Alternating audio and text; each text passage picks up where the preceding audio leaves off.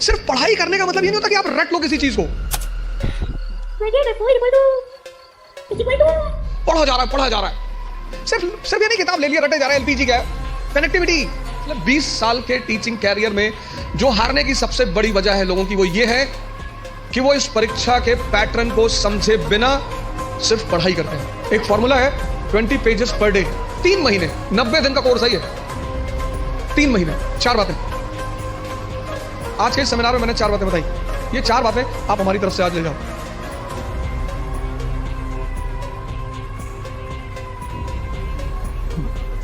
जय हिंद फ्रेंड्स। बोले good afternoon and जय हिंद। तैयारी में क्या करना है, प्रीलिम्स में क्या करना है, मेंस में क्या करना है, वो रामेश्वर बहुत अच्छे से बताएंगे। उस तरफ से गुजरे हैं तो ये उस पर बात करें। हम जिन मुद्दों पे आज बात करेंगे उसमें यह है कि जब आप कोई काम शुरू करते हैं तो पहले दौर में वो असंभव सा लगता है, इम्पॉसिबल। कोई भी काम, यहां पे जितने लोग बैठे हैं सब साइकिल चलाना जानते होंगे।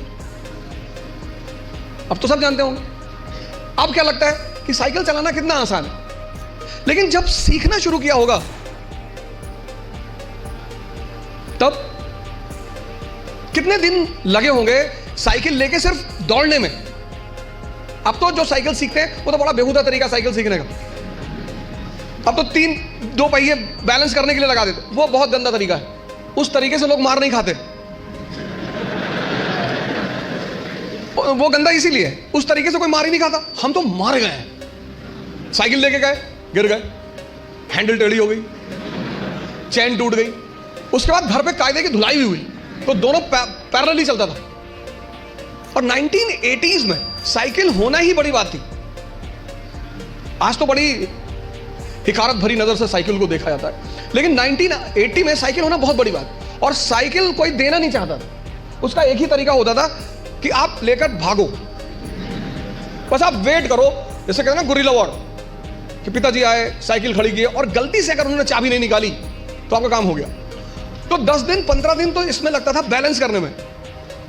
कितना असंभव लगता था साइकिल सीखना, और आज मजाक लगता है। अभी मेरी रामेश्वर से बात हो रही थी, मैंने कहा एक दिन में दुनिया बदल गई। बोले हाँ। लोग बदल गए? हाँ। मैंने कैसा लगता रहा होगा जब तुम पहली बार आए होगे आईएएस की प्रिपरेशन करने?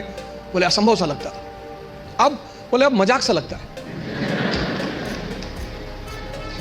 आज ये जहां बैठे वहां आईएएस मजाक है, और आप जहां बैठे हो वहां आईएएस असंभव है। तो ये असंभव मजाक में कन्वर्ट कैसे होता है?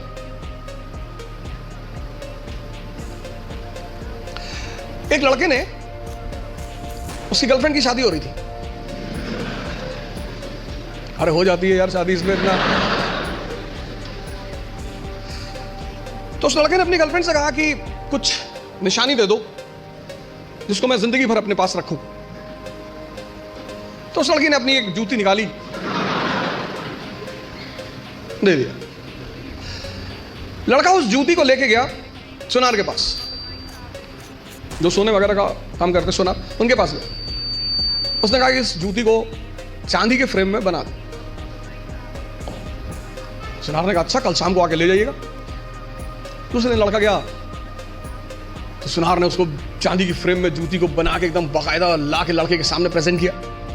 उसने कहा साहब, लड़के से हाथ जोड़ा, कहा साहब। बोले हाँ। बोले ये किस पीर औलिया की जूती है? तो बोले ये किसी पीर औलिया की जूती नहीं है, ये मेरी गर्लफ्रेंड है, उसकी जूती। सुनार ने जूता निकाल के 3-4 जूता मारा। तो बदतमीज कहीं गए। लड़के ने क्या हुआ? कहा कल से मेरा पूरा खानदान इसको 20-20 बार चूमने जा रहा है कि किसी औलिया की जूती, औलिया की जूती, औलिया की जूती।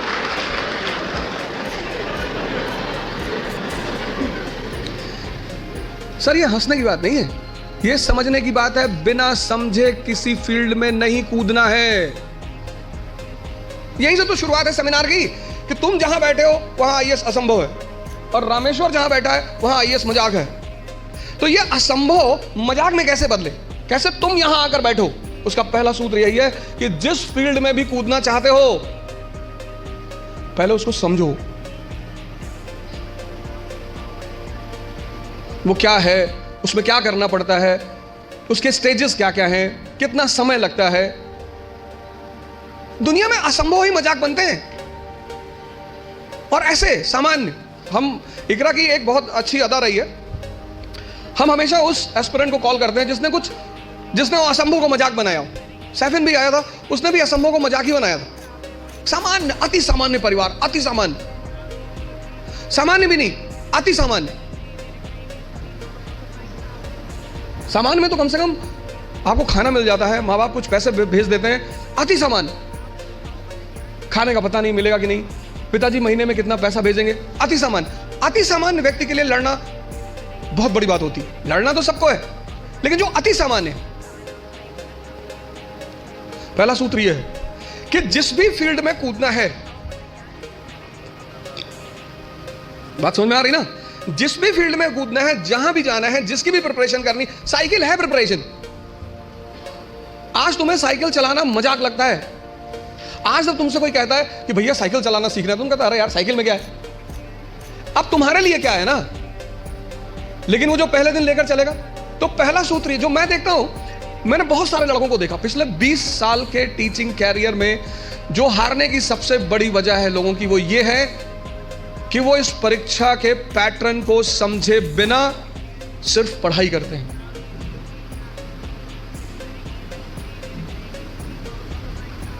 और हर चीज का एक तरीका है, और हर जगह कोई गुरु है। आपको भी किसी ने साइकिल चलाना सिखाया होगा, वहां भी कोई गुरु रहा होगा, उसने कहा होगा हैंडल बैलेंस कर, हैंडल बैलेंस कर, सीधे देखो, सीधे देखो। कहां किसको सीधे दिखाई पड़ता है।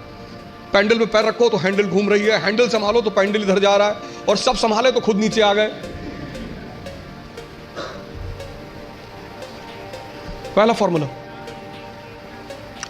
फॉर्मूला असंभव को मजाक बनाने का है कि जिस फील्ड में जाना है उसके पूरे पैटर्न का पहले अध्ययन करना है। तो पहला काम आप यही करो, समझो कि इस पर्टिकुलर एग्जामिनेशन की क्या आवश्यकता है। दूसरा, सेल्फ इंट्रोस्पेक्शन। आपकी क्षमता कितनी, आपकी ताकत कितनी, कम है, बढ़ा लो। भाई पहले दिन जॉगिंग करने जाओगे तो 20 किलोमीटर करोगे, और 20 किलोमीटर कर लिए तो शाम को आईसीयू में मिलोगे।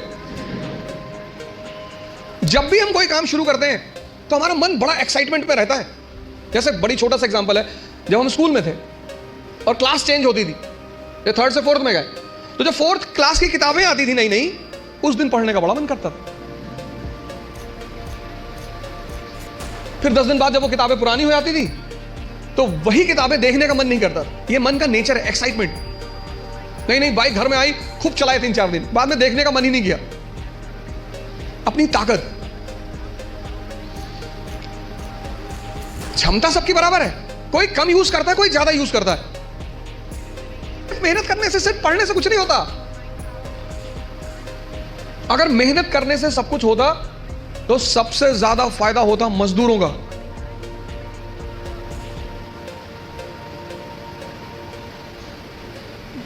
और राजा भी मेहनत करता है, मजदूर भी मेहनत करता है, मेहनत दोनों करते हैं। राजा की मेहनत छिप जाती है। क्यों छिप जाती है? क्योंकि वो फॉर्च्यूनर में चल रहा होता है, तो लोग उसकी मेहनत नहीं देख पाते, उसकी फॉर्च्यूनर देखते हैं, उसका कपड़ा देखते हैं, उसका घर देखते हैं, इसलिए राजा की मेहनत दिखाई नहीं पड़ती। लेकिन मजदूर की मेहनत दिखाई पड़ती है। मेहनत दोनों करते हैं। फर्क क्या होता है? एक बिना सूत्र के करता है, बिना फॉर्मूले के करता है, कुछ भी करता है। आज ये किताब खरीद लाया, कल वो किताब ले आएगा, फिर एनसीईआरटी ले आएगा, पढ़ा जा रहा है। सदाशिव पेट में खड़ा है या चाय की दुकान पे, किसी ने कह दिया पॉलिटी की नई किताब आई है, तुरंत देखे, अच्छा कौन सी भाई साहब? पता लड़कों ने बता दी कि ये किताब, गए बाजार से किताब लिया। मजदूर का अप्रोच नहीं है। मेहनत तो करना ही है, वो उस पर तो बात ही नहीं करनी। मेहनत तो करना ही नहीं, मेहनत पे तो सॉरी बात ही नहीं करनी। बात करनी है मेहनत के अप्रोच पे। क्षमता सबके पास है। ये दो पेट है, मैं बार बार कहता हूं, एक पेट ये, एक ये। तो अगर ये 4 रोटी हजम करता है और पहले दिन तुमने इसे किसी दिन 15 रोटी दे दी, वॉमिटिंग शुरू। जितने लोग तैयारी शुरू करते हैं, मैंने देखा शुरुआत में इतना पढ़ना शुरू करते हैं, पहले दिन से 10 घंटा 15 घंटा आराम से। आपको पता नहीं, आपको लगता नहीं कि ये पेट है ना, हजम करना होता है, सिर्फ अंडरलाइन करना नहीं होता। मैंने 98% स्टूडेंटों को देखा है, वो किताब को अंडरलाइन करने को पढ़ाई मानते हैं। इस हॉल में कितने लोग हैं जो न्यूज़पेपर नहीं पढ़ते हैं? नहीं पढ़ते, नहीं पढ़ते। सारे लोग न्यूज़पेपर पढ़ते होंगे, 2-4 होंगे जो अभी नहीं पढ़ते होंगे, बाकी सारे लोग पढ़ते हैं ना, है ना? अभी जापान के एक नेता है शिंजो अबे, उनकी हत्या हुई। उनकी पॉलिटिकल पार्टी का क्या नाम है? हाँ?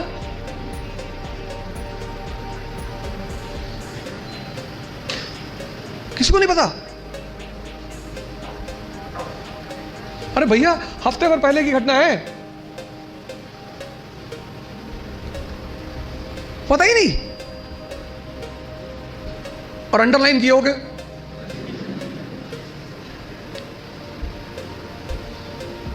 कितनी बड़ी, कितनी एक लाइव एग्जांपल देखो।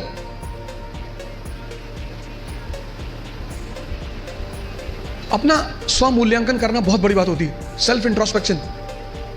कभी कभी एहसास होता है हमें कि हम बहुत कम कर रहे हैं, कुछ होता नहीं उस वक्त। बात समझ में आ रही ना? इस क्षमता, यहां की जो डाइजेशन क्षमता है, ये दिखाई नहीं पड़ती ना, ये दिखाई पड़ता है।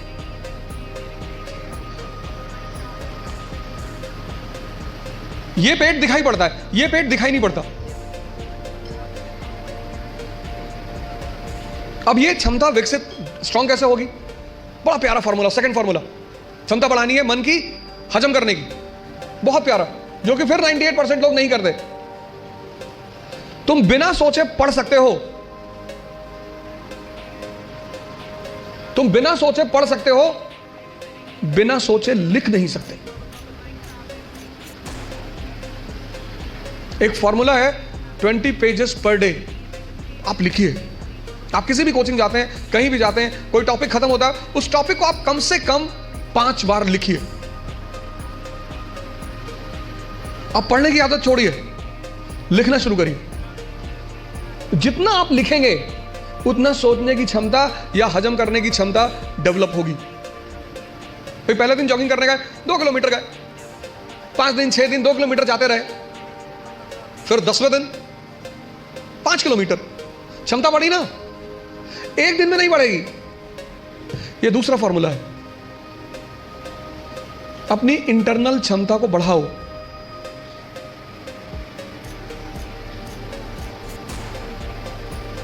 नहीं बात क्लियर हुई? हाँ? कितने लोगों को इस बात का वो रहता है, मुझसे बहुत सारे लोग मिलते हैं, सर हमें कुछ याद नहीं रहता। आपने हजम ही नहीं किया। मूवी आपको पूरी याद रहती है ना,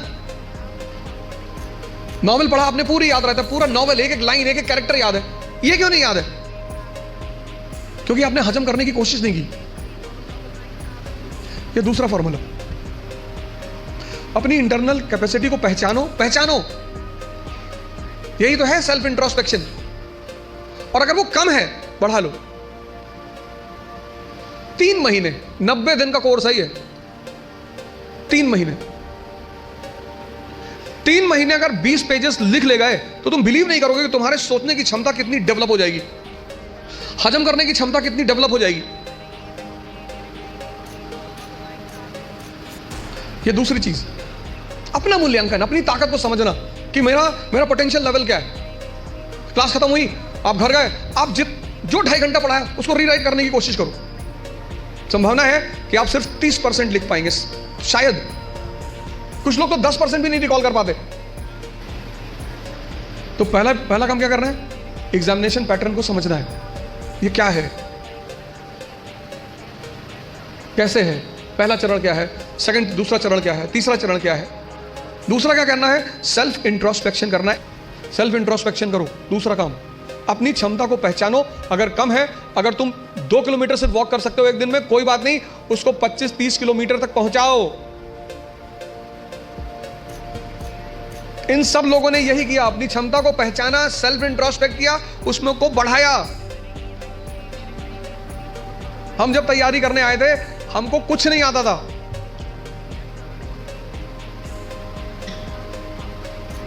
ऐसा नहीं कि तुम्हारे साथ ये सब चीजें हो रही हैं।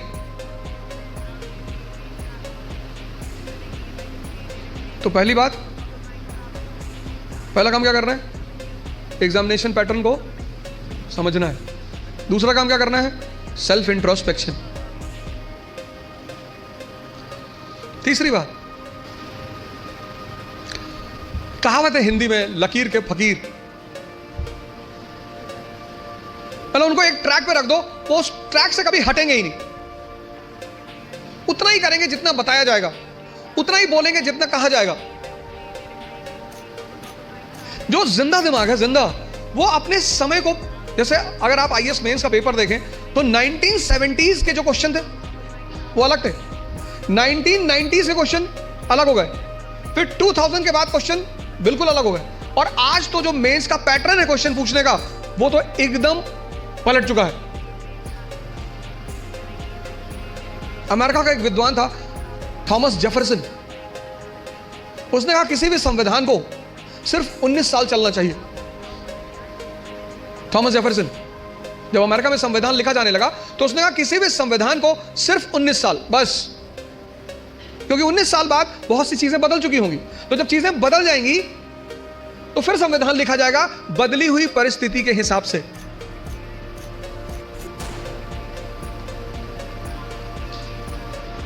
गावस्कर किसी जमाने में क्रिकेट के सुपरस्टार थे, गावस्कर को रिप्लेस किया सचिन तेंदुलकर ने, सचिन तेंदुलकर को रिप्लेस किया विराट कोहली ने, अब विराट कोहली को भी कोई रिप्लेस करेगा।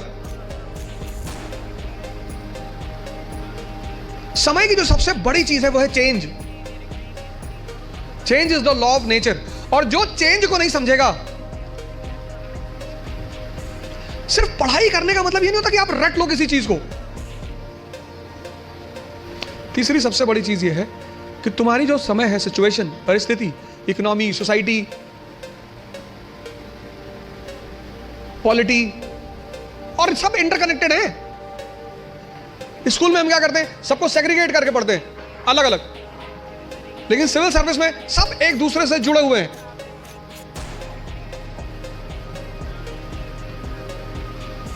तुम्हारी जो परिस्थिति है, तुम्हारा जो समय है, उसको देखना, उस पर गौर करना बहुत जरूरी है। अगर तुम अपने समय को नहीं, उस परिस्थिति को नहीं पहचानते, 17s का क्वेश्चन पेपर अलग था क्योंकि तब इकोनॉमी और सोसाइटी अलग थी, 80s का क्वेश्चन पेपर अलग था क्योंकि तब इकोनॉमी और सोसाइटी अलग थी, 91 के बाद तो ड्रास्टिक चेंज आया, एलपीजी, तुरंत यू टर्न मारा एग्जामिनेशन पेपर ने, और अब एकदम अलग परिस्थिति दुनिया में चल रही है। पूरी दुनिया में, कहीं एक जगह नहीं चल रही है, पूरी दुनिया में।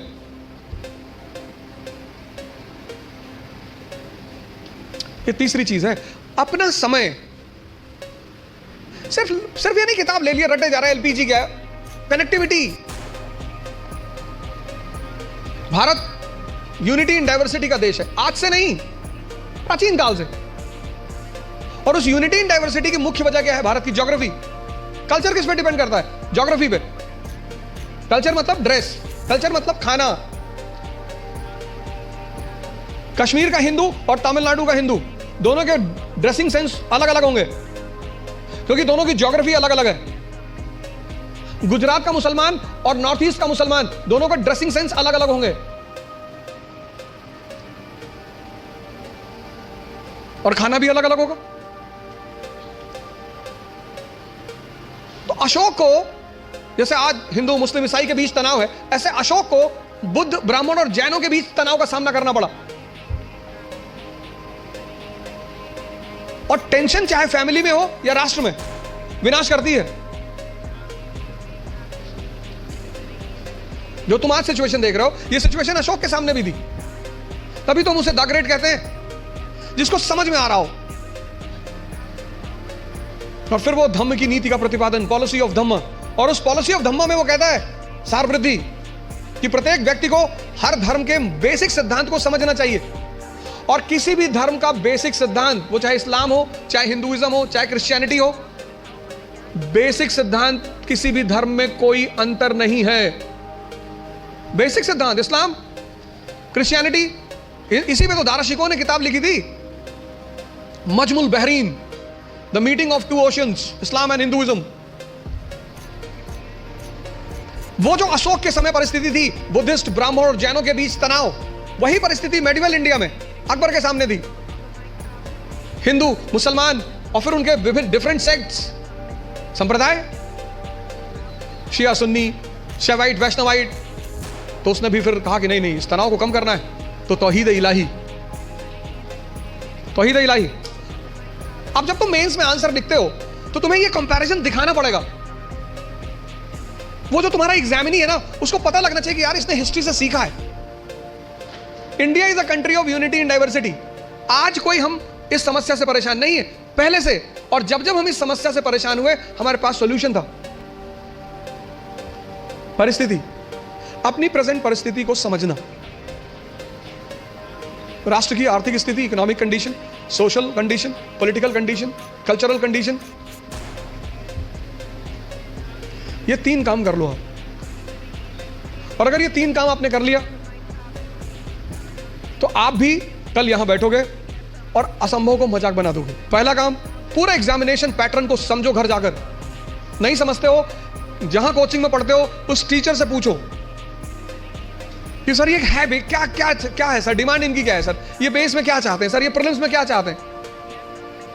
कितना पढ़ोगे यार? अगर तुम एक बार सिलेबस उठाकर देखो आईएएस का, तो सिर्फ सिलेबस देखकर ही तुम्हारी हालत खराब हो जाएगी।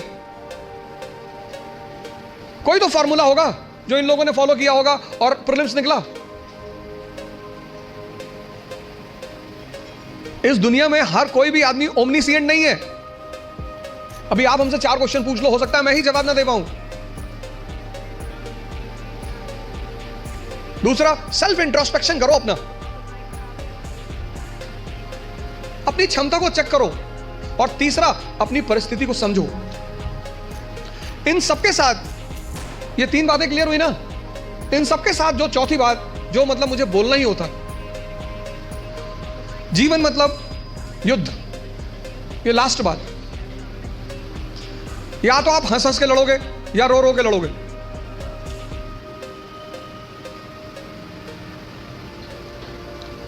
जीवन मतलब युद्ध। 2 लोगों के जीवन में कोई लड़ाई नहीं है। एक चपरासी के जीवन में, चपरासी, कुछ लोग मुझसे कहते हैं मुझे चैलेंजेस नहीं चाहिए लाइफ में। बहुत अच्छा, चपरासी बन जाओ। चपरासी का काम क्या है? साहब के ऑफिस के बाहर बैठा हुआ है, जो भी मिलने आया मीटिंग करा दी, वरना बैठे हुए, क्या फर्क पड़ता है। और वो भी चपरासी अगर ब्यूरोक्रेसी का है, जुडिशरी का है। भाई राजा से मिलने के लिए जो सबसे अहम आदमी होता है वो यही लोग होते हैं। यही इंफॉर्मेशन देते हैं, साहब कितने बजे आते हैं, साहब कितने बजे आते हैं, कहां जाते हैं, गोल्फ खेलने कहां जाते हैं।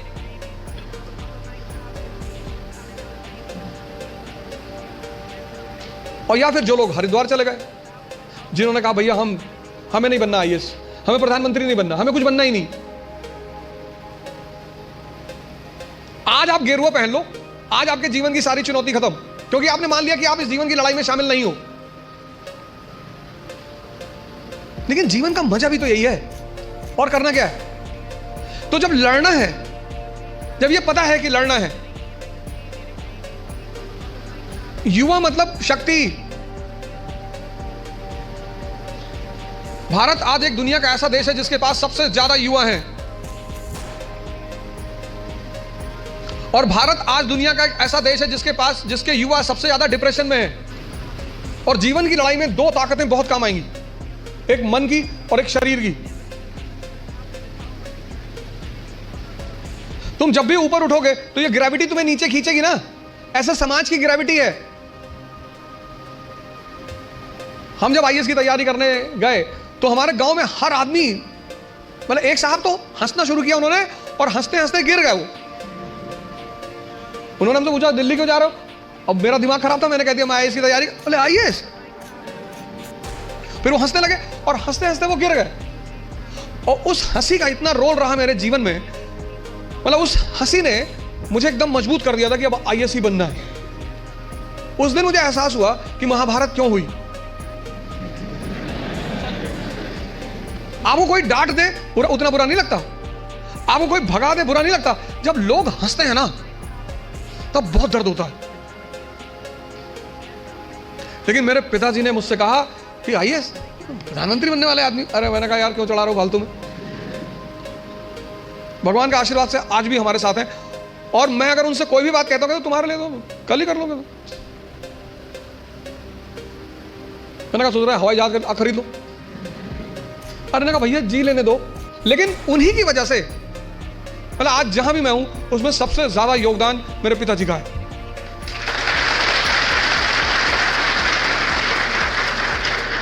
और वो योगदान क्या है सबसे ज्यादा बड़ा, उन्होंने मुझे कभी निराश नहीं किया।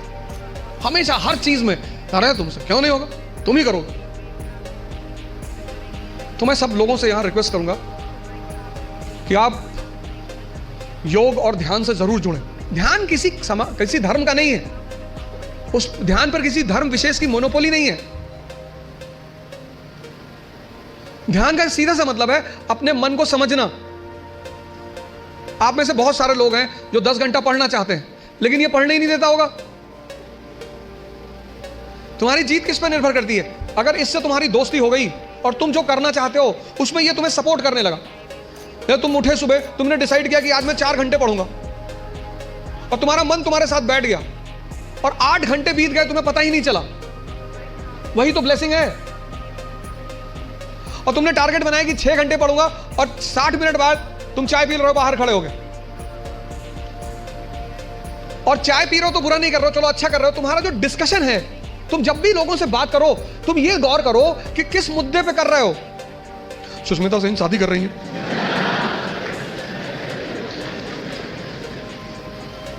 तुम्हारा चाय पीना भी बुरा नहीं है, तुम्हारा डिस्कशन करना भी बुरा नहीं है। बुरा है तुम्हारा मुद्दा।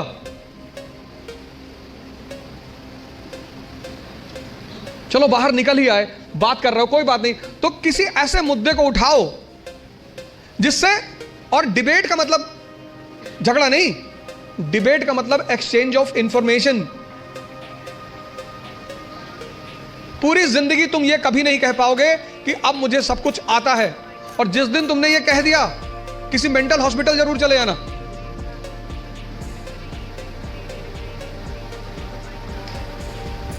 अपने आप को ताकतवर बनाओ, फिजिकली और मेंटली, क्योंकि यही ताकत तुम्हारा उत्साह बनेगी। मुझसे लोग पूछते हैं उत्साह कहां से आता है? शक्ति से। ये जो एंथुसियाज्म है, ये जो कॉन्फिडेंस है, ये ताकत का खेल है। अपनी पढ़ाई के साथ जिस चीज को तुम निगलेक्ट करते हो, जो निगलेक्ट करते हो, तुम उस पर ध्यान ही नहीं देते, वो चीज है तुम्हारी पर्सनैलिटी। पढ़ाई के साथ साथ जो इक्वली इंपॉर्टेंट चीज है वो है पर्सनैलिटी, तुम्हारी साइकोलॉजी, तुम्हारा सोचने का तरीका। 4 बातें आज के इस सेमिनार में मैंने 4 बातें बताई। पहला, पैटर्न ऑफ एग्जामिनेशन। दूसरा, सेल्फ इंट्रोस्पेक्शन। तीसरा, सिचुएशन। और चौथा, पर्सनैलिटी। ये 4 बातें आप हमारी तरफ से आज ले जाओ। बाकी तो एग्जामिनेशन पैटर्न पर रामेश्वर अच्छा बोलेंगे, आप इनसे ज्यादा सवाल करिएगा।